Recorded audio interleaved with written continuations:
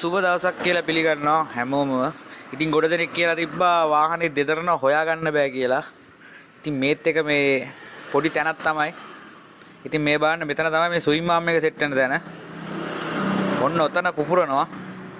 දැන් මේකේ මේ පුපුරලා දිරලා තියෙන්නේ. දෙදරන දේ හොයාගන්න බැයි නම් පොඩ්ඩක් මෙන්න මෙතන බලන්න. මෙතන පුපුරලා තියෙනවා නම් අනිවාර්යයෙන්ම වාහනේ දෙදරනවා. දෙදරන පොඩ්ඩක් සද්ද බද්ද කරනවා. ඉතින් මේ අපි හදාගෙන යන ගමන් තියෙන්නේ මේ වගේ පුරවලා හදන්න ඕනේ. ඒ වගේම මේ ස්විම් ආම් එක සෙට් වෙන තැන උතන බටය බස්සන්න ඕනේ ඇතුළට. දැන් මේකේ නම් බස්සලා තිබ්බේ බටේ. මේ වටේම පාස්සන්න ඕනේ වගේ.